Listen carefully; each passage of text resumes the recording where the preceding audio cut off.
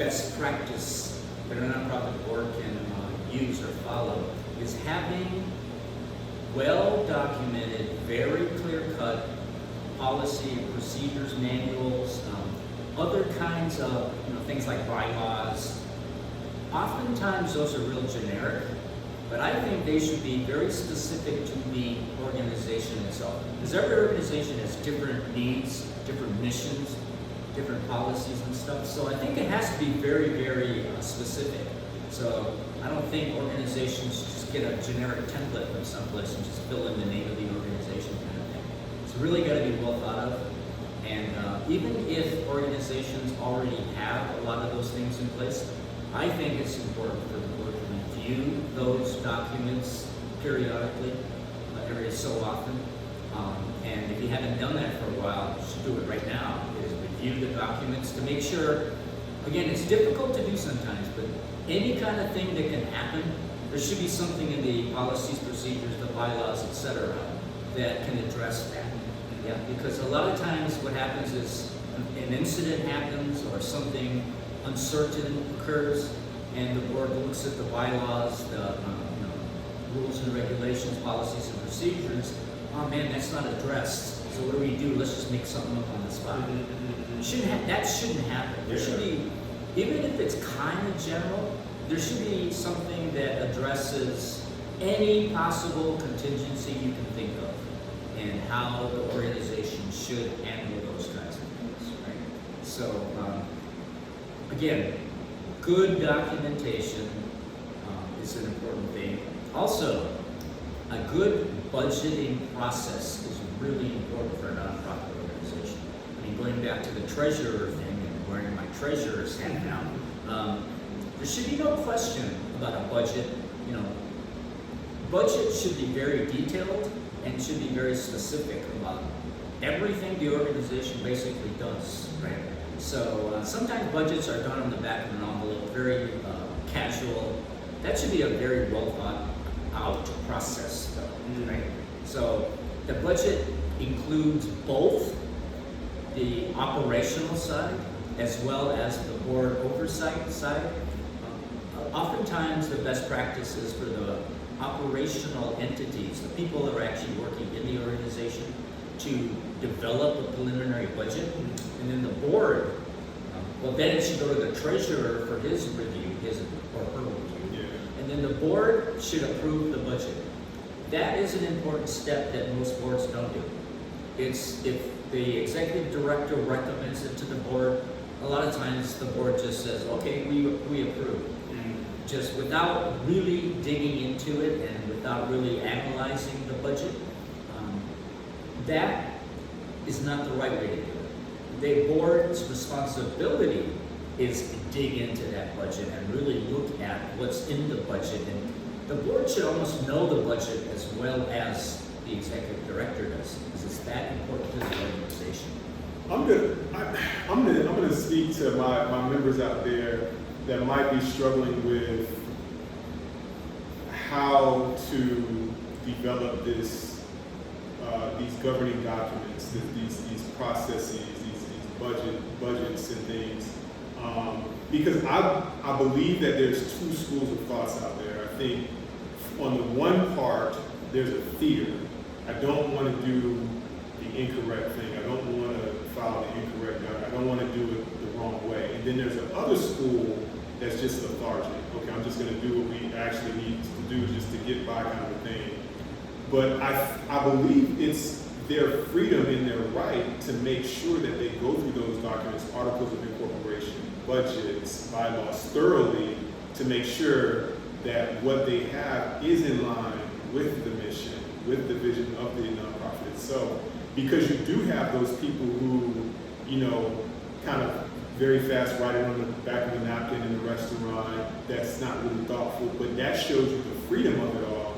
But then it's your right, and it's your actual responsibility to make sure you go through those things. Not just your right, there's a responsibility. It's a responsibility. So I think having an understanding that, yes, there are formalities. So we're in Hawaii.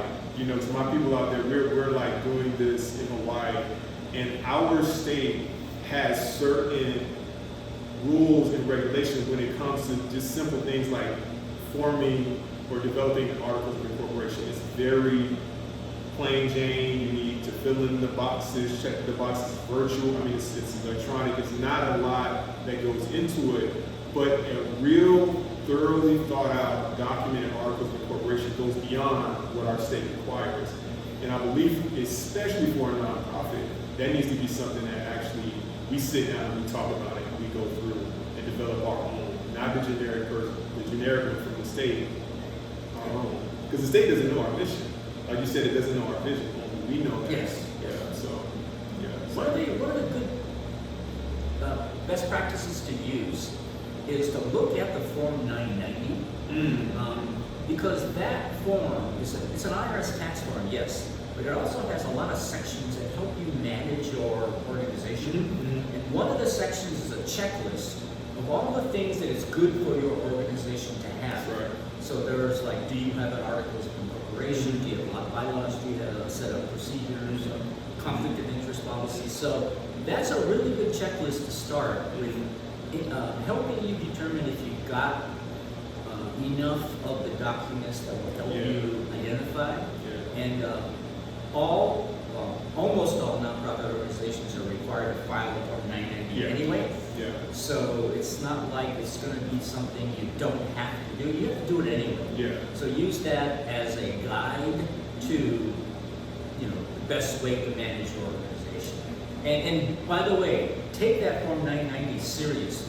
Because that's a really important document that gets scrutinized by your state, federal government. So if you're not quite sure about how to do a 990, contact somebody like Aaron Williamson, T-SOA. They can help you with that kind of thing. Like the plug. Thank you for the plug. Yes. I believe that one of the things I want to go back to with that 990, it also, going back to our last session, we were talking about the roles and responsibilities of individual board members. And one of the things that 990 does, it also puts us in a place that, we gotta do this. Because it also has an area where it says, okay, this is the board members that you have on, your roster this year. How many hours are you spending?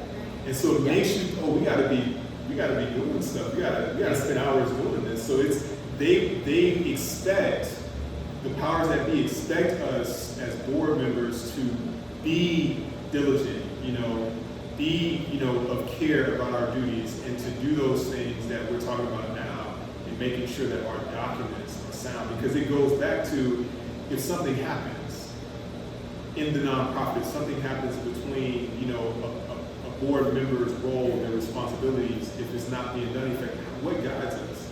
If we don't have thoroughly thought out, documented plans and processes, policies and procedures, we won't know what to do. We'll be kind of just stumbling through, and that's not a very effective organization, so, Another key element of best practices for operational effectiveness is a frequent review of employee performance, and that includes the executive director, as we indicated in the last session.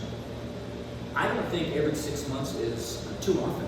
I think the more often you can do that, the better the performance will end up to be.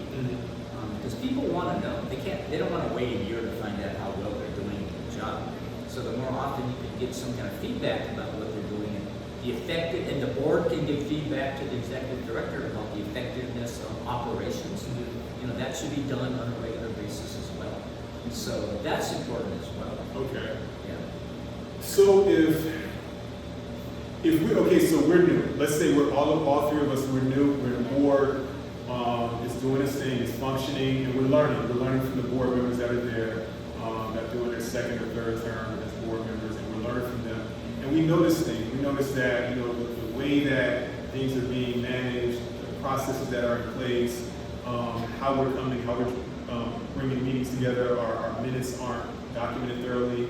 And we kind of investigate. We look at their bylaws, we look at their articles, we look at their forms that they build their budgetary templates on, and we notice that it's subpar. Like, what is it what's our responsibility in that, from that perspective? As board members? Yeah, as board members, yeah. Well, it's the board's responsibility as a whole Mhm. to make sure that those things are up to date and current and Okay. relevant.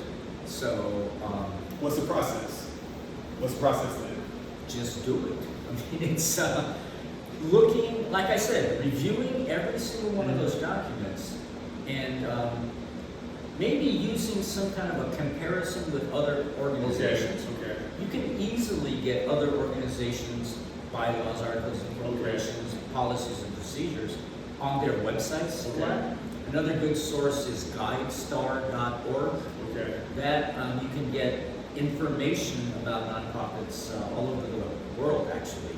Okay. So that's a good source to find one that you think, hey, this is pretty good. Okay. They address a lot of the stuff that we need to address. So you can use somebody else's, but you're not, well, you are copying off of them, but it's no copyright infringement kind of thing. They'd be happy to share that with you. So it's good to update periodically.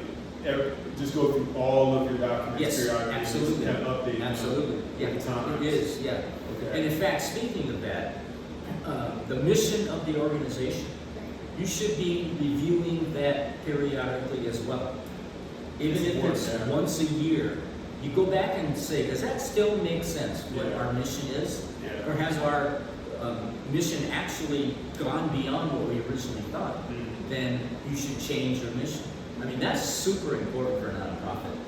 The But first then- line on the Form 990 Yeah. is what's the What's your mission? mission? You describe the mission, Yeah. so that's how important that is. So I think that needs And to that be. actually opens up a Pandora's box because as the mission goes, everything else. Yes. So you Yes. would be required to go through all of your governing documents after the mission Yes. change and making sure that it marries Still to needs the the mission. wording of the mission. So Yep. that's key, I think. That's a good starting point, Yeah. is to check your mission to see if it still Yeah. holds. Yeah. I mean, changing your mission doesn't mean it's a bad thing, that's a good thing.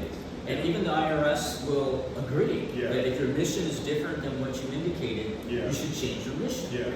As long as the mission is still a nonprofit mission. Exempt status, Yeah, so if your mission was, help the homeless before and now it's make a lot of money, There you go. then Different. that's no Yeah, good, yeah, yeah, that's no yeah. good. But Yeah. as long as it's still a nonprofit function, then change your mission to reflect what you really want to do. Yeah, Yeah.